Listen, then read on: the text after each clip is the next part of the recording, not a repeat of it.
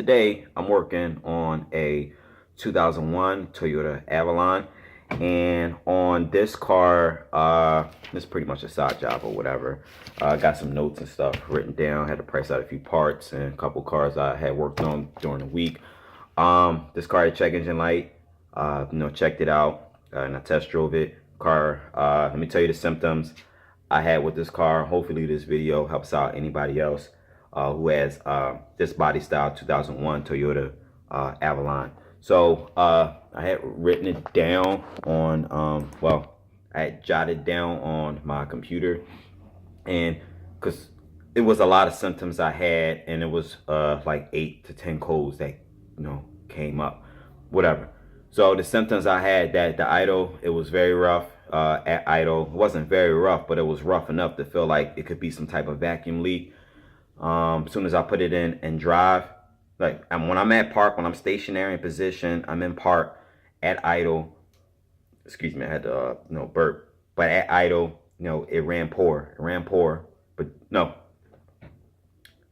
confusing myself because sometimes these diagnosing stuff, it just your brain be all over the place. So at idle, in park, at idle fine, at idle cool. As soon as you put it down into drive with your foot still on the brake, that's when it start like putting and shaking, and feels like it was great. It was stumbling and it felt like it was ready to shut off. But when you give it some gas, everything straightened out, everything leveled out as far as RPM goes. But if you test drive it and you get up to a certain speed, it's like if you lightly get off the gas or get back on it, lightly feathering the gas, you can still feel the stumble lightly. And when you're up to speeds at like at least like 45-50 miles per hour, it feels like the car is like lacking on accelerating. That's not accelerating as it should. So the other symptoms, well, yeah, it was just the rough idle, poor acceleration, and the check engine light was flashing, and it was for misfire. Now the random misfire was random. Of course, it was P1300. That's multiple random multiple misfires or whatever. But let me read out the codes that I had when I plugged it up. So it was P1349, and that was for the VVT, bank one. They call it an oil control valve. Of course, I got the traditional P0300. I already said that. Then I got P0301, 303, and then 305. So basically, I had a misfire in 1, 3, and 5. 1, 3, and 5 is the bank one on Toyota. Just because the way the engine is placed inside the car, is just so happened to bank, and I confirmed it. I have all data, so I know which bank is which. So bank one is in the back, bank two is behind the radiator. So bank one, bank two looked like someone already replaced the oil control valve, even though it has no relevance or whatever. But I just wanted to bring that up because I was like, I was going to just check out both banks or whatever, just to throw the icing on the cake. But I pretty much paid attention to the oil control valve on the intake. Well, of course it's on the intake side, but on bank one.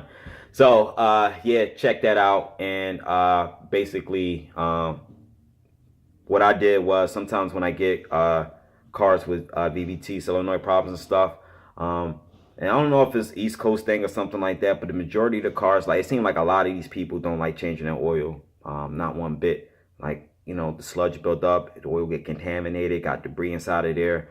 It's either I find debris or it's just dirty oil surrounded. I mean, dirty oil coated the whole VVT solenoid or whatever. I had a bunch of cars like that.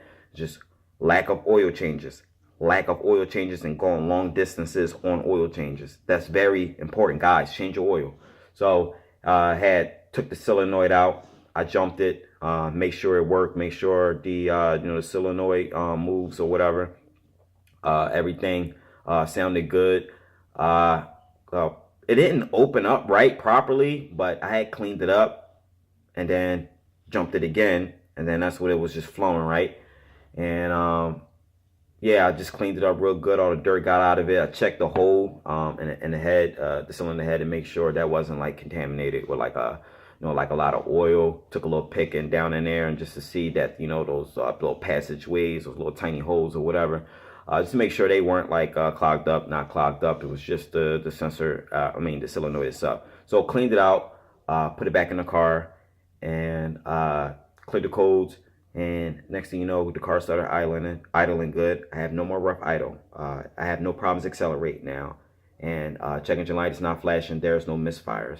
And a few monitors had already set within that component to let me know that, you know, everything is working correctly. So good on that part. So now I priced out a sensor, VVT solenoid oil control valve. It's not that bad. It's not that bad on price. You get it less than $100. I'm not going to tell you how much I get it for, but you know, if you're going to look for it, you can't get it under $100 or whatever. You just got to look for it. I recommend he changed the sensor. This is for my cousin's girlfriend car. Recommended that they change the solenoid and change the oil. Whenever I get VVT, no problems and whatever, and I'm replacing it, whatever, always change the oil. Always change the oils. These sensors they depend on fresh, like, you know, non-contaminated oil. If you have contaminated oil, this will make it will make the sensors go crazy. I mean, the solenoids go crazy. It's computer controlled. So you need to make sure you have fresh oil, or not fresh oil. Just make sure you change your oil when you're supposed to. So that's that. So you guys probably saw the picture. Did like a video overlay where you can see in the corner. You know, the sensor is it's easy to remove. It's held in by one 10mm bolt. You can get in there with a ratchet wrench or a long, ratchet wrench on the bank 2, but for bank 1, I use like a long, 10mm socket 3/8, and then maybe like a 6-inch. I wouldn't even go with it's longer. Whatever. Use an extension, a long extension. You can get in there real good. Get in there on one hand, dig in there, take the bolt out, pull the sensor out. Sometimes the sensor may be a little pain. Sometimes you twist it, that O-ring around it. Sometimes that's why I like to lube up those O-rings for when you know, so that way you won't have a problem installing and then no problem removing. But for the most part, it's stuck. If it's stuck in there, just keep twisting it around. Spray some brake cleaner up and the where it rests inside. Where seats at, and hopefully the oil it gets down in there and hits the O-ring where it softens it up, and you'll be able to pull it out. Whatever, you'll figure it out. So for the most part, anybody having these symptoms, you got misfire on all cylinders on one bank, and you got a oil control valve code or VVT code, and also it threw codes P0171 and P0174 lean codes. Whenever you have a misfire, your car will always be lean, and your computer, the O2 sensors, will read it as lean, and that can throw O2 sensor codes as well. So you may not have the list of codes that I had, but like you may have something different. Sometimes a component not working properly can trigger other sensors, and that can throw codes or whatever. So for the most part, like I said, let me read the codes that I had. P1349, P0300, 301, 303, 305, P0171, and P0174 were all related, all came down to the P1349. So make sure you guys clean it out get it cleaned out real good, get a new, or put it back in the car after you clean it out. But I recommend replacing the solenoid. Put a new solenoid in. And yeah, that was that. Oh yeah, if you guys want to try to test the the control side of it, because when I looked it up on a schematic, it read that it loops back around, so it leaves the computer, goes to the solenoid, and comes back to the computer. So it's computer controlled, but it's post generated, like post with modulate, whatever, on and off signal. You can't test this with your test light or a multimeter or voltmeter. It won't work.